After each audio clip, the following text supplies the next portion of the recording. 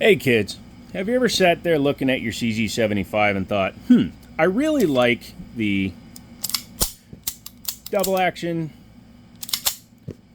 single action, inverted slide feel of the CZ75.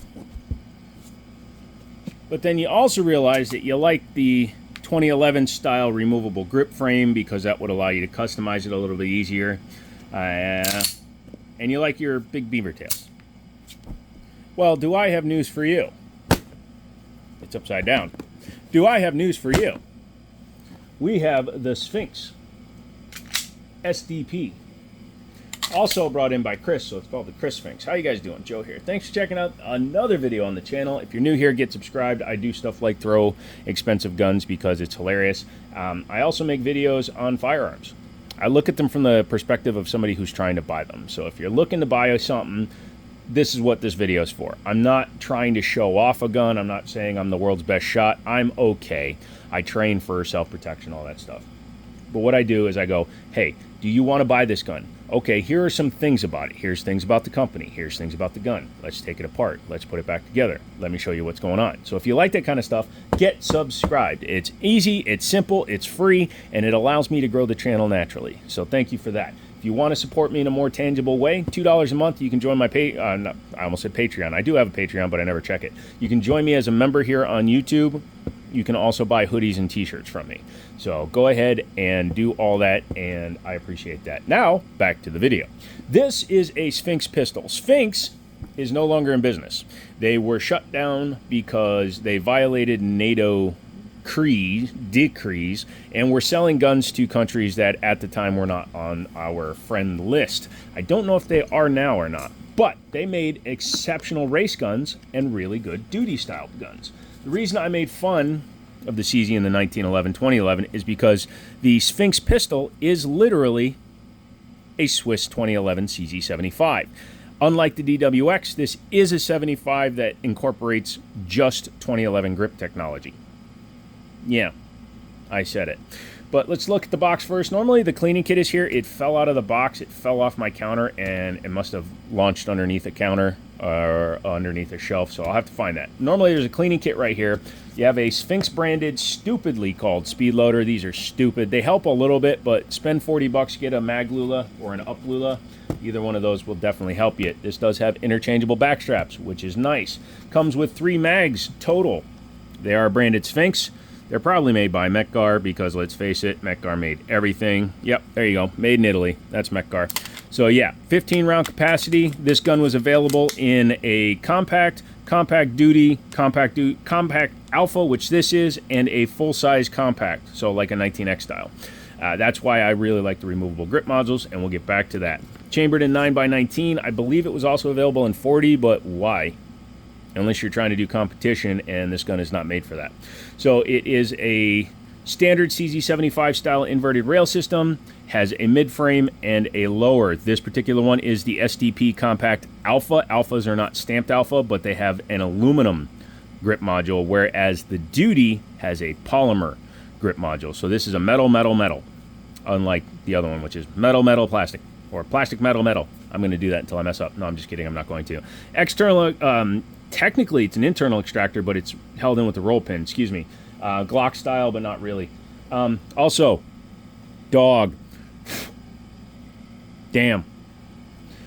Getting back to it. Front and rear slide serrations, fiber optic front. I changed that out because I didn't like it. It was just a black blade, and I like a little bit of contrasting color. Has a Novak style rear. That sight is made for this gun, so it works with the factory rear with the serrations. Very nice. Ambi decocker on this one. You could always swap it out for just a safety only. This CZ75, for example, has just a safety, which is how I prefer it. So when you have a safety, I would not carry it decocked. I would carry it cocked and locked like a 1911. This gun has the decocker. So we'll do quarter cock the gun, show that it's clear. I've already showed that it was clear, but now you know.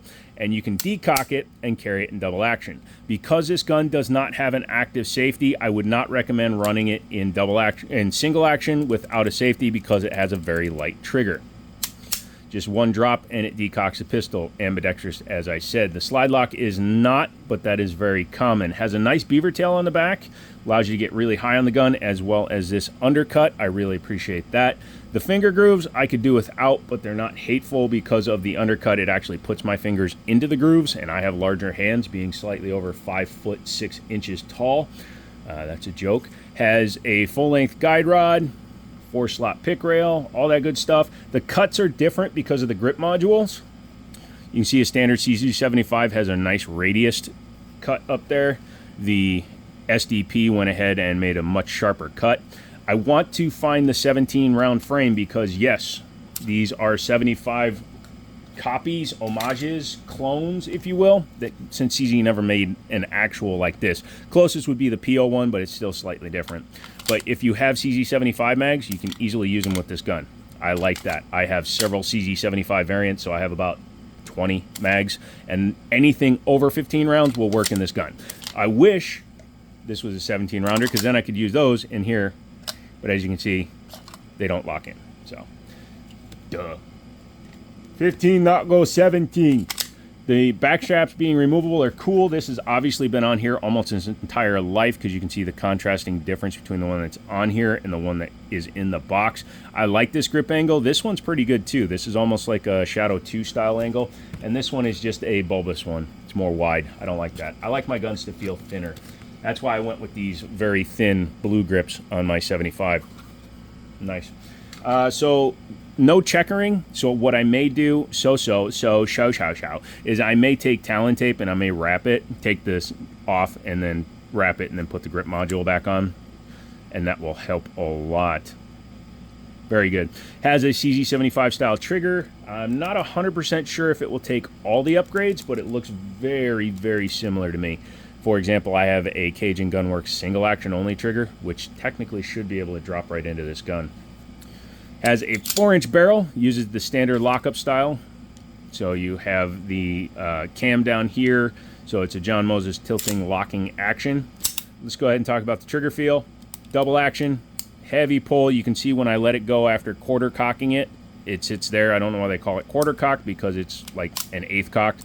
But the thing I like about it is they serrated the top of the bobbed hammer, so when you do that, you can cock it the rest of the way and do that. Starting in double action mode, you do have a heavy first pull. You hear that click? That's from setting the hammer, but it doesn't really interfere with the pull.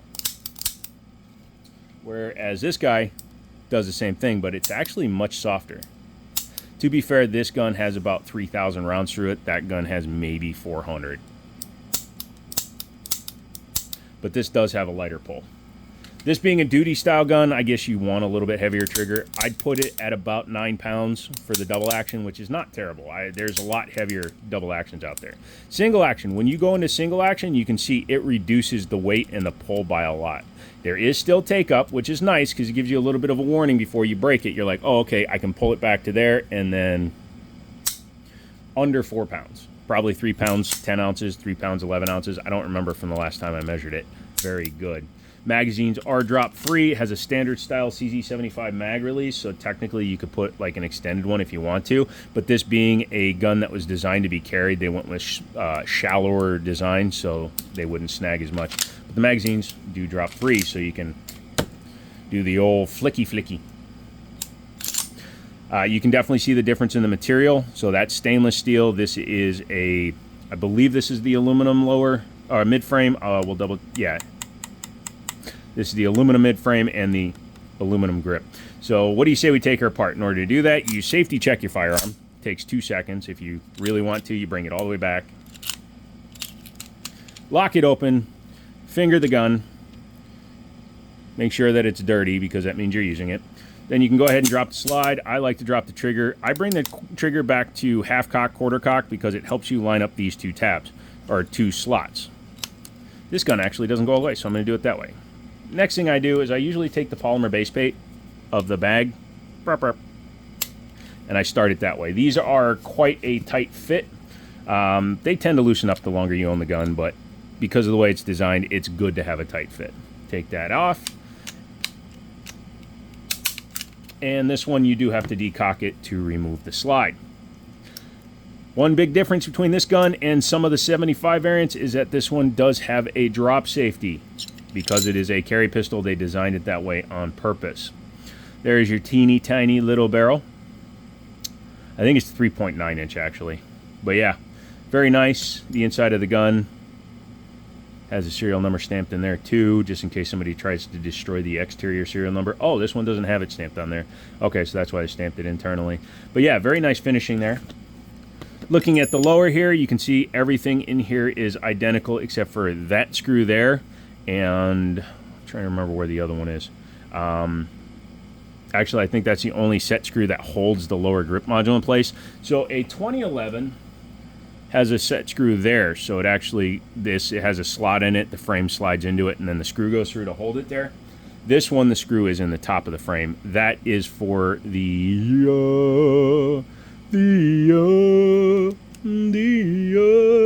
oh yeah, that's for the mag release. Excuse me. Very nice. Being hammer fired, it's really cool. I like it. So there's your firing pin really block removal thing. Or words, man. Don't use words. Words are dangerous. Oh, look at that. My SP01 was designed for carry, so that's got a safety too. We'll have to remove that. But yeah, that is so easy to field strip. If you need to clean something, you can do that. Spray this down with Ballistol or your favorite thing. I just use gun oil. Come on. Takes 10 minutes to field strip and clean a gun correctly. Anyways, maybe I'll do a video of that. Become a member if you want to see that. Reassembly is the opposite. Take your barrel, slide it in from the bottom. Also, for all you guys that are making videos and you're censoring yourself too much because you're worried about demonetization, if you don't do stupid shit at the range, the AI isn't as picky with your channel. And that comes from a guy that's thrown $2,000 race guns downrange. Just put it back together, bring it back to your slots, take your slide lock, slide release, start it through. Sometimes you got to wiggle the slide a little bit to get it started, and then there you go.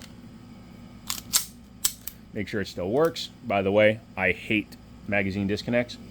So that is the Kriss Sphinx from Kriss and Sphinx. Although Sphinx built the guns, Kriss just imported them. I don't think they were doing any finishing on the older guns like that one that sat in warehouses. So if you have any questions, comments, concerns, go ahead and leave me a message. You can contact me via email. You can send me a comment here. You can do whatever you want.